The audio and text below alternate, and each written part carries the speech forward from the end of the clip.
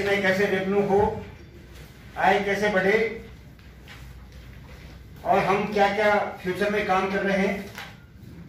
जो आपका बजट है उसमें सब आपने प्रदर्शित किया, उसके लिए मैं आपको बहुत बहुत बधाई देता हूं। और जो हमने बजट में जो चीज आपने बजट में दी, निश्चित तौर पर अधिकारीगण उस पर काम करेंगे। और जो नेक्स्ट बजट आएगा हमारा, जिस तरह से हमने पिछले वर्षों का आय देखी, व्यय का पक्ष हमने उठाई नहीं, व्यय पक्ष होना ही होना है, लेकिन जो आय का पक्ष देखा उसमें हम कहीं ना कहीं त्रुटि रही हमारी, चाहे कारण कोरोना काल रहा हो, चाहे हमारे उत्तरी जोन में भीषण दंगे रहे हों। लेकिन जिस तरह से आपने इस बजट में हर चीज को समायोजित किया, आपके माध्यम से मैं डीसी महोदय को धन्यवाद करता हूँ, साथ में उन सभी अधिकारियों का धन्यवाद करता हूँ जिसमें बड़ी मेहनत करके एक एक चीज को ग्रास रूट से इसमें समाहित किया। अध्यक्ष जी, हॉर्टिकल्चर डिपार्टमेंट की मैं बात करूं, 173 जो पार्क है हमारे इधर नॉर्थ जोन में, एनजीटी के कारण से उन सब का पानी कट चुका है, क्योंकि एनजीटी के आदेश से अंडरग्राउंड जो वाटर है दोहन नहीं कर सकते हैं। जिस कारण से संभवतः उस नियम का पालन करते हुए हमने ये कदम उठाया। अध्यक्ष जी, मैं आपके माध्यम से डीसी महोदय को कहना चाहूंगा कि जितने पर्याप्त टैंकर, क्योंकि कोरोना काल के बाद टैंकर हमारे और पॉल्यूशन के कारण से रोडों की धुलाई और पत्तों की धुलाई में लगे हुए थे, अभी भी पार्कों में टैंकर नहीं पहुंच पा रहे हैं। क्या कोई कानून ऐसा नहीं है कि हम हाई कोर्ट जाकर के एनजीटी के आदेश को कोई मोहलत मांगे? क्योंकि देखा जाएगा कि बड़े बड़े पार्क हैं और दिन में अगर हम 4 टैंकर भी वहां पहुंचाएं तभी भी पेड़ पौधे हरे भरे नहीं रह पा रहे हैं। और ये क्योंकि क्षेत्र में पर्यावरण को प्रबंधन करना है, ऑक्सीजन की पर्याप्त मात्रा चाहिए, तो उसके लिए हम लोगों को प्रयासरत करना चाहिए। और कोर्ट में अर्जी हम दें, कोर्ट से हम परमिशन ले, क्योंकि मैंने देखा कि जहां रेजिडेंट हैं वो अपने घरों में बोरिंग कर लेते हैं और उस बोरिंग का पानी नालियों के द्वारा समुद्र में जाता है।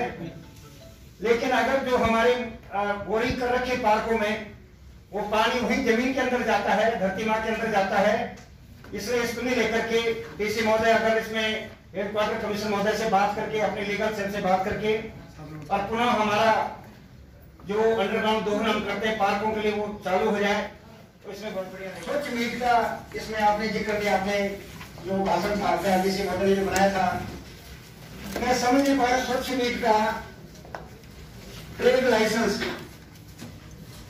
बहुत ही छोटा सा अमाउंट आपने अभी तक लिया और इस हाउस में बैठ करके सभी चार पक्षों विपक्ष के पार्षद एक ही बात उठाते हैं कि हर गली कूचे में 15-15, 20, 25, 50, 100 तो मीट बिक है, जो खुले में मीट बिक रही है, जिनके पास लाइसेंस नहीं है।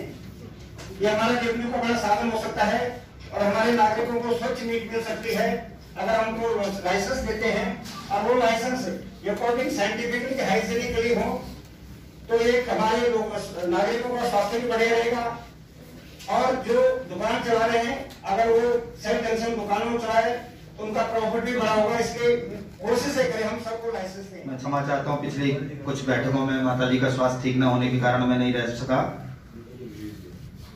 आपने मेरे बजट को सरसरी नजर बजट पे मारी है, उसमें कुछ बिंदुओं में देखा है, मैंने नोट भी किया है, भी आपको जानकारी भी दी है। 1-2 बिंदुओं पे आपकी नजर डालना चाहता हूँ। इससे पहले जब मैं 2 बार चेयरमैन रहा तो 1-2 प्रस्ताव उसमें लाए थे, तो आपके ध्यान में डालना चाहता हूँ उन प्रस्ताव के विषय में। उनको अभी तक इम्प्लीमेंटेशन नहीं हो पाई है, तो आप उसको एक बार संज्ञान लीजिए कहाँ पर अटके हुए हैं। एक तो हम तह बाजारी के विषय में प्रस्ताव लेके आए थे, इस सदन में पास किया गया था कि जो तह बाजारी है हम किसी प्राइवेट सेक्टर में उसको टेंडर करें और एक एरिया निश्चित करके कि इतना क्षेत्र हम तय बाजारी को दे रहे हैं और एक अमाउंट तय करके किसी एक ठेकेदार को, जैसे हम पार्किंग देते हैं उस प्रकार से दी जाए, तो तय बाजारी में हमें लगता है कि काफी बड़ा अमाउंट हम कलेक्ट कर सकते हैं। तो एक बार आपके ध्यान में डाला, इस विषय को कहाँ पे है इसे एक बार ध्यान दीजिएगा। अगर ये होता है तो हम बिना किसी रेवेन्यू को बढ़ाए हम रेवेन्यू जनता पर बिना बोझ डाले बढ़ा सकते हैं। एक दूसरा पार्कों के विषय में इस सदन ने तय किया था, प्रस्ताव आया था, मैंने दिया था। तो पार्कों के अंदर हम एक शॉप या कोई स्टॉल हम अलोकेट कर सकते हैं जो बड़े पार्क है, 1 एकड़ से बड़े, या जहाँ ऐसे पार्क है जिनमें किया जा सकता है, उससे निगम की आय बढ़ सकती है। एक ये प्रस्ताव आया था। 2 प्रस्तावों के बारे में आप थोड़ा सा संज्ञान लेंगे तो मैं समझता हूँ बिना जनता पर बोझ डाले हम आय बढ़ा सकते हैं। बाकी आपका प्रस्ताव अच्छा बजट है, सराहनीय है। धन्यवाद। फ्री फ्लो हो चुका है, अब हमें ना माइक की आवश्यकता ना किसी चीज की, बिना माइक के बिना साउंड के हम सारी बात कह सकते हैं। इसके लिए आप सभी लोगों का बहुत बहुत आभार, भारतीय जनता पार्टी के सभी नेताओं का, पार्षदों का, कार्यकर्ताओं का। मैं अध्यक्ष जी कुछ बातें रखना चाहता हूँ। एडवर्टाइजमेंट के लिए मैंने पहले भी कई बार ये बात रखी है, शायद कभी गौर किया हो ना किया हो। जैसे दुकानदार भाई अपनी दुकानों के बाहर एक बोर्ड लगाते हैं, उन बोर्डों की एक सीमा तय होनी चाहिए कि इतने बाई इतने का बोर्ड लगेगा। उसके बाद अगर ज्यादा बड़ा बोर्ड वो दुकानदार या कोई भी कंपनी या कोई भी लगाता है तो उस पर हम एक चार्ज करके, कोई रेंट लेके, कोई टैक्स लगा, जो भी उसका एक जो भाषा होती है उसके लिए वो करके हम उससे एक अच्छा रेवेन्यू जनरेट कर सकते हैं। मैंने अक्सर रोडों पे देखा है, ओप्पो का, वीवो का, सैमसंग, एयरटेल, रीबॉक, एडिडास का बहुत बड़े बड़े बोर्ड लगे होते हैं। तो कोई हमारा जब तक उस पर निर्धारण नहीं होगा, कोई सीमा तय नहीं होगी, तो जब तक हम उसको रोक नहीं पाएंगे तो एक इससे अच्छा रेवेन्यू जनरेट हो सकता है। और अगर है तो वो लिया नहीं जा रहा तो उसको लेने की प्रक्रिया को बहुत तरीके से किया जाना चाहिए। दूसरा, डेयरी के विषय में कहना चाहता हूँ कि डेयरी, सभी लोग कहते हैं डेयरी बंद कर दी जाए और हम लाइसेंस देने का काम भी करते हैं। भाई तमाम लोगों के पास रोजगार जब से भारतीय जनता पार्टी आई है केंद्र में और दिल्ली में नगर निगम में बैठी है, जब से लेके आज तक बीच में ऐसा आज तक लोगों के पास रोजगार कमी हुए हैं, बढ़ तो रहे नहीं है। तो मेरा ये मानना है कि जब हम लाइसेंस भी देते हैं तो डेयरियों को लाइसेंस दिया जाए, उनको वैध किया जाए।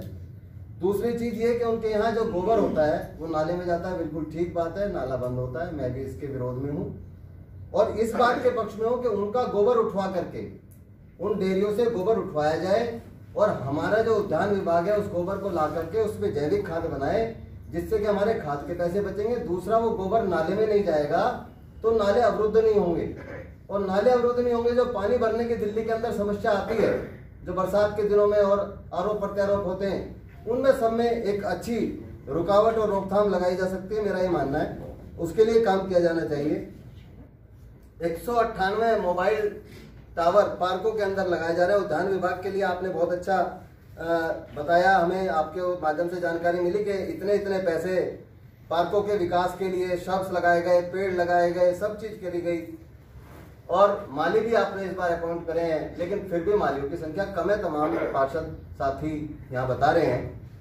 तो मेरा आपके माध्यम से अनुरोध है कि जिन पार्कों को डेवलप करने के लिए हम इतने माली रखते हैं, इतने पेड़ लगाने के लिए इतना खर्चा करते हैं, खाद लाते हैं, तमाम चीजें करते हैं, और ऐसे पार्कों में हम 198 मोबाइल टावर लगा करके वहां की जनता के साथ, उनके स्वास्थ्य के साथ खिलवाड़ करने का जो छोटे मोटे रेवेन्यू के लिए काम कर रहे हैं, इस पे तुरंत प्रभाव से रोक लगाई जानी चाहिए।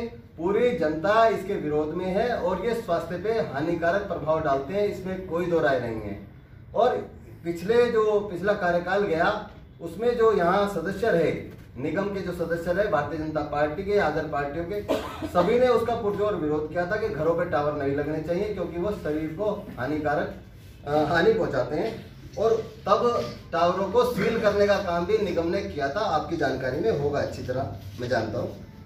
तो इसलिए ये होना चाहिए। और जिस वार्डों में पार्क नहीं है, जैसे मेरे वार्ड में पार्क नहीं है, श्री राम कॉलोनी में कोई पार्क नहीं है, हमारे करावल नगर के किसी भी वार्ड में कोई पार्क नहीं है, सतपाल जी स्टैंडिंग कमेटी के चेयरमैन है, उनके यहाँ भी पार्क नहीं है, ऐसी जगह हम लोग पेड़ लगा करके हरियाली करने का और पर्यावरण को बचाने का अथक प्रयास कर रहे हैं। लगातार मेरे टाइम में मुझे जहाँ तक जानकारी है कि मैंने 120 पेड़ जो कि बड़े हो गए हैं काफ़ी, और उन पर जाल वाल लगा के पूरी मेहनत करके उनको बनाने का काम किया। तो इस तरीके से हमारे वार्ड में भी परमानेंट मालियों की व्यवस्था होनी चाहिए और पानी के टैंकरों की व्यवस्था होनी चाहिए, जिससे कि उन पेड़ों की सिंचाई हो सके। क्योंकि जब भी वो पेड़ मरते हैं तो सिंचाई ना होने की वजह से और माली ना पहुंचने की वजह से और खाद वाद ना होने की वजह से तो मरते हैं। तो विशेष ध्यान देने की वजह से समझिए कि हो पा रहे हैं। तो इसके लिए मेरा आपसे अनुरोध है कि ऐसी एक व्यवस्था बजट के अंदर रखें और कर्मचारियों की संख्या बढ़ानी हो तो मैं सिर्फ सलाह देना चाह रहा हूँ कि जो 70 करोड़ रुपए का काम है उसमें 30-40 करोड़ रुपए अगर हम और ऐड करके अपने कर्मचारियों अपने संसाधनों से कूड़ा उठवाएं तो ये 220 करोड़ रुपए का काम हम मात्र 100 करोड़ रुपए में कर पाएंगे और हमारे 120 करोड़ रुपए बच जाएंगे। ये निगम के पैसे बचेंगे, निगम की जनता का जो टैक्स है वो बचेगा, इससे हम और तमाम काम कर पाएंगे। आप विकास के काम करवाइए, बहुत आपका स्वागत है और हम आपके साथ हैं हमेशा। एक फोकल स्प्रे के लिए बोलना चाहता हूं, जो पीठ पे ये लोग मशीन लेकर के चलते हैं, जो हमारे कर्मचारी फोकल स्प्रे वाले, उनके साथ एक बहुत बड़ी दिक्कत ये भी आती है, एक तो पीठ पे वजन, दूसरा वो हैंडल यू करना।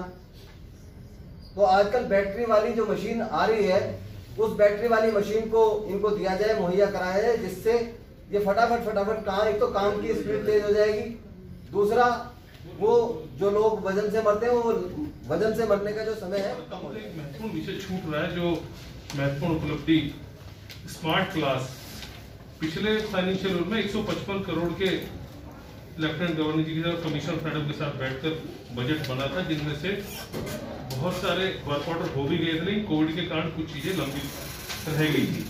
लेकिन फिर भी स्मार्ट क्लास बहुत सारे विद्यालयों में लग चुकी है और कुछ में लगनी बाकी है। मेरी जानकारी में इस डिवीजन में 63 स्मार्ट क्लास तैयार हो रही है, 63 शायद दूसरी डिवीजन में, और करीब 2 करोड़ के इसमें ये छूट गया है उपलब्धि है, तो ये भी इसमें आनी चाहिए। और साथ ही मैं शिक्षा विभाग के डिप्टी डायरेक्टर बैठे उपायुक्त के आपके माध्यम से कहना चाहता हूँ, शायद इसको देखते हुए हेडक्वार्टर का जो बजट शिक्षा का है उससे इसको कुछ जानकारियां ले ली होती संजय भाई, तो इसमें जुड़ जाती। फर्नीचर हम उपलब्ध करा चुके हैं, स्मार्ट फर्नीचर हमारे विद्यालय में पहुंच भी चुका है, शायद 5 या 6 लाख रुपए। और साथ ही किचन गार्डन 10 विद्यालयों में 10 इस जोन के 10 जोन के प्रस्तावित है, उनका कार्य भी चल रहा है, वो भी शायद इसमें आने से छूट गया है। जब हम बात चर्चा ही करते हैं और कमियों भी करते हैं, तो उपलब्धियों को भी अगर हम नहीं रखेंगे तो ये तो दिल्ली म्युनिसिपल कॉर्पोरेशन के साथ भी अन्याय होगा और शिक्षा विभाग के साथ भी। साथ ही सोलर पैनल हम शायद 17 विद्यालयों में लगा चुके हैं इसमें, और आगे जो सादरा साउथ के उसके लिए वो कंपनी से साथ बातचीत चल रही है और कुछ को सर्वे दोबारा उनका होना बाकी है, वह विषय भी यहाँ उपलब्धि के रूप में आना चाहिए था। एक वाटर कूलर प्रस्तावित है, वर्क ऑर्डर में कोई प्रॉब्लम कोविड के कारण लंबित हो गया था, वो भी इसमें छूट गया है, वह भी प्रस्तावित आना चाहिए था।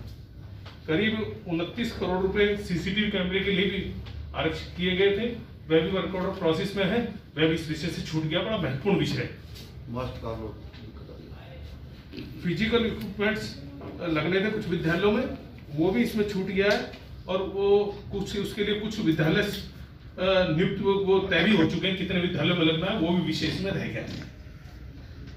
और कुछ चीजें कोविड के कारण जो एडिशनल कमीशन ने बजट पढ़ा था, तो उसमें कहा था कि जैसे स्कूलों के गार्ड है MTS, वो उसके कारण उसको रोका हुआ है, वो ये विषय यहाँ इस विषय में भी आना चाहिए। साथ ही नर्सरी आया का विषय भी स्थगित कर दिया गया, वो विषय भी इसमें छूटा, वो भी इसमें आना चाहिए था। सहायता प्राप्त स्कूलों के अध्यापकों का चयन की भी इसी कारण रुका हुआ है कोविड के कारण, वह विषय भी इसमें छूट गया है। साथ ही एक महत्वपूर्ण विषय मैं आपके समक्ष ये कहना चाहता हूं कि मैंने बहुत सारे स्कूलों से बात की, विशेष रूप से मैं अपने विद्यालय में बैठकर आया। पब्लिक स्कूलों से बहुतायत में बच्चे सरकारी स्कूलों में आए। अगर बात न करूं उपायुक्त महोदय, तो मैं एक्स ब्लॉक ब्रह्मपुरी में हो गया, संजय जी और कमलेश्वरी में गए, विद्यालय देखा, 212 बच्चों ने पब्लिक स्कूल से दाखिला इसी वर्ष सरकारी स्कूल में लिया।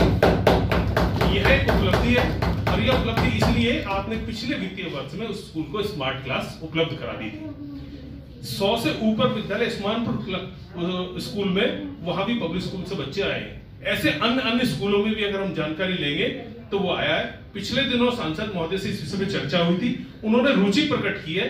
मैं जोन चेयरमैन और आप बैठकर उन अभिभावकों के साथ एक बार चाय करना चाहते हैं जिन्होंने दिल्ली म्युनिसिपल कॉर्पोरेशन के स्कूलों को प्राथमिकता दी है। सबसे बड़ी उपलब्धि मैं इसी को मानता हूं आज की, कि दिल्ली म्युनिसिपल कॉर्पोरेशन की तरफ वह बच्चे जो पब्लिक स्कूल में पढ़ते हैं वो आ रहे हैं।